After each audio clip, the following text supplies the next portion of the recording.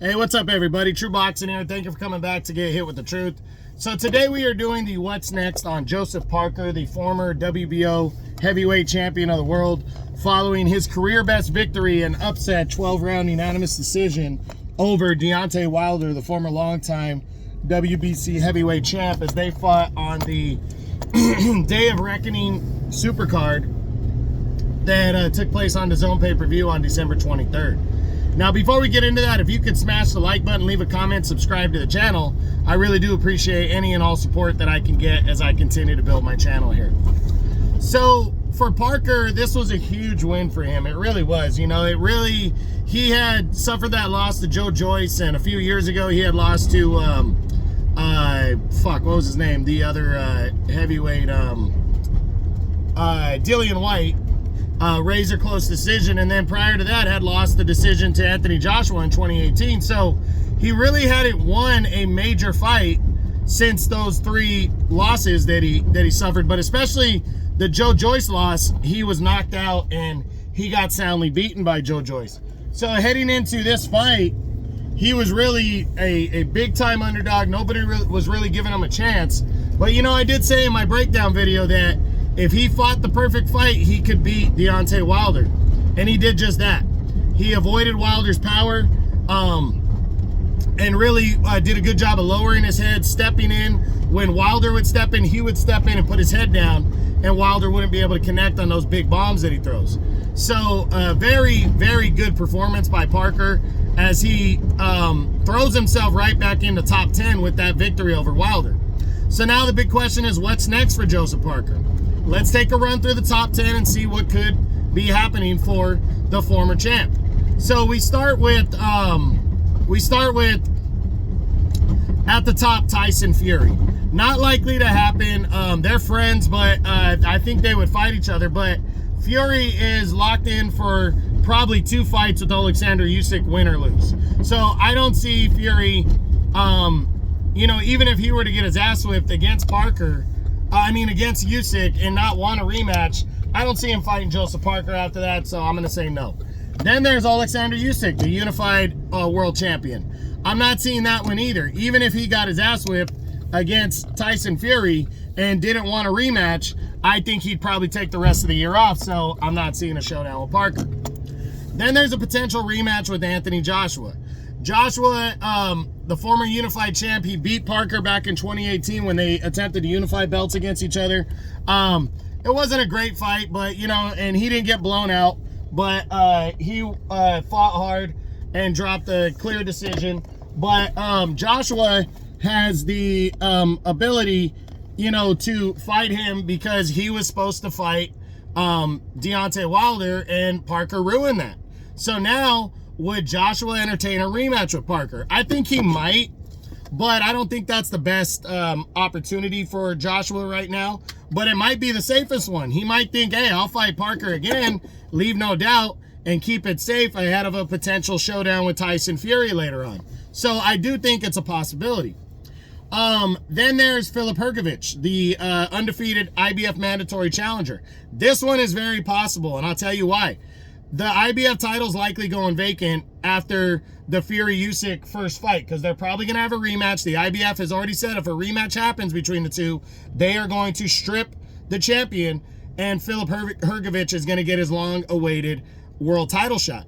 The thing is the guy sitting right there in the IBF, Otto Wallin, prior to the fight with Anthony Joshua, was number 2. Joshua was 3, and Joseph Parker was 4.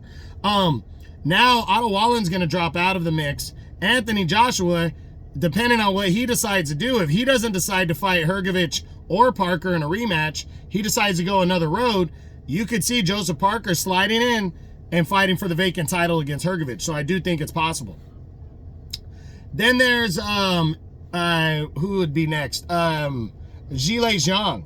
Another fight that I think is a real possibility. Zhilei Zhang is looking for a legitimate opponent to fight. He knocked out the guy that knocked out Joseph Parker twice in Joe Joyce, but he wants to stay moving and fighting the bigger fights, and Joseph Parker beat Deontay Wilder. So if Parker gets left out in the cold and Joshua fights Filip Hrgović, I definitely think Zhang And Parker is a very real possibility, especially since, Parker got the big win over Wilder, but also Parker, the belt he held was the WBO belt. So I do think that's possible as well.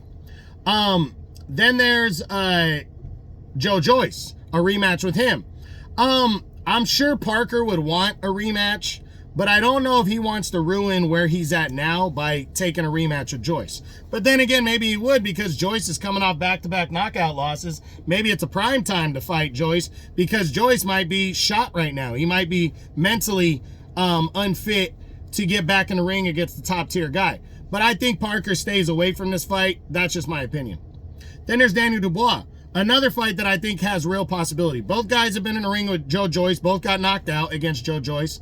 And both are former world champs. And Daniel Dubois is riding a nice big win on the Day of Reckoning card as well, when he beat, what's his name, in a showdown, Jarrell Big Baby Miller. The winner here could probably boost straight into a big fight or a title shot in the second half of the year. So I think Parker would be open to a showdown with Dubois for sure.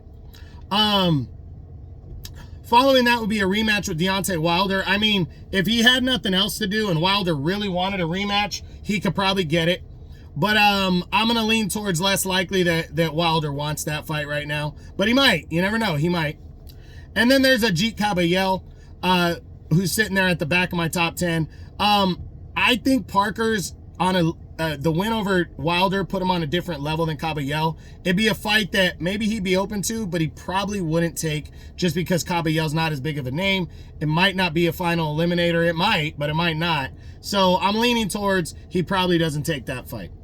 So that, the most logical choice is they're wide open. Parker had a big win, so he pretty much can fight a lot of different guys, but it depends on what happens in the IBF title situation, which we pretty much are believing that it's going to be, what's his name, Usyk giving up the belt, or Fury being stripped of the belt going vacant. And then it depends on if Anthony Joshua decides to fight Hrgovic, if he decides to fight Parker.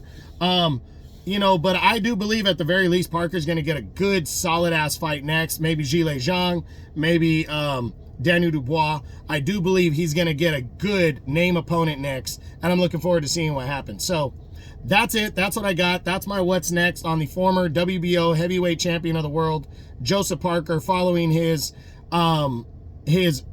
biggest win of his career, a one-sided 12-round unanimous decision win over the former heavyweight champion Deontay Wilder on the Day of Reckoning DAZN pay-per-view supercard. Hope you enjoyed the video. If you did, smash the like button, leave a comment, subscribe to the channel. I appreciate any and all support. This is True Boxing. You've been hit with the truth.